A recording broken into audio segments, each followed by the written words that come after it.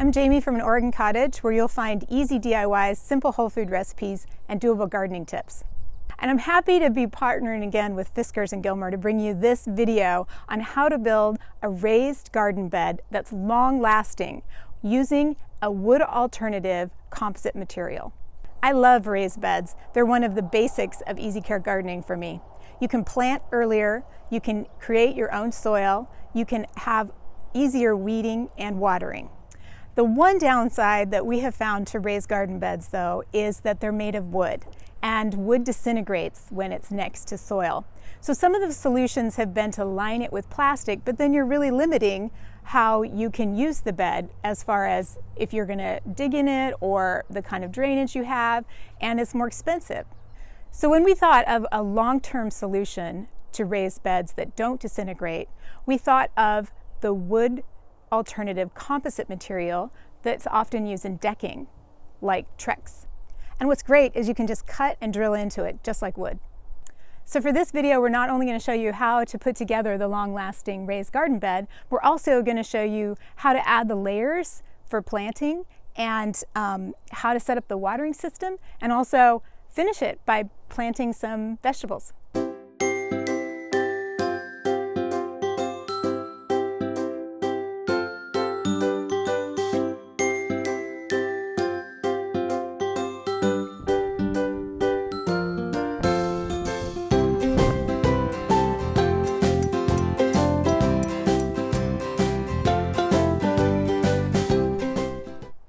Okay, the first layer you're going to put down in your bed is a layer of cardboard or newspaper, really thick newspaper if you don't have cardboard. We happen to be starting on a bed of gravel right now, but all our previous beds have been built on grass, which is perfectly fine, but it will come through any little opening that you leave. So if you're using cardboard and they have this section that's open, grass will come through that. So you want to make sure to layer packing tape, or packing material or newsprint or something all along the edges as well. Actually, put your cardboard down first before you set your bed in so that it comes out ways, because we have found that grass left on the outside will come underneath and grow up in. So just be very careful of that if you're building it on grass.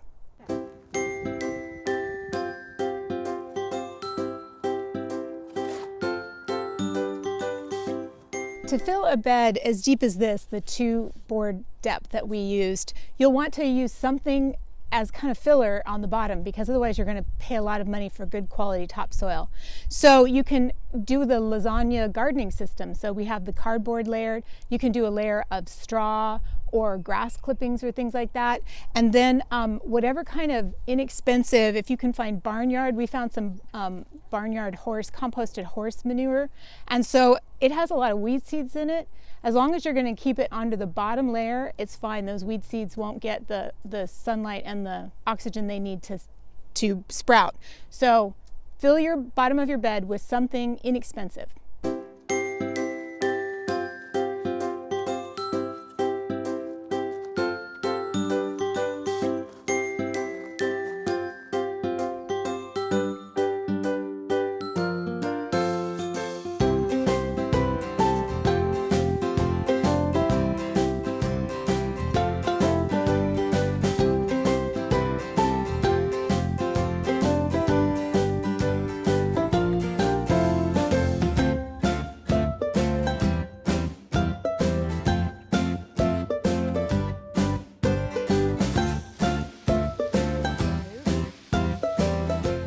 I love how you can create a raised bed in a day, and this bed that will last hopefully forever now was created in one day, and it's ready to go, planted and everything.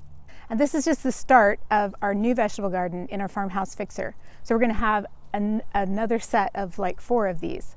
So stay tuned to see how we're going to do those and how we're going to set up an automatic watering system for them too.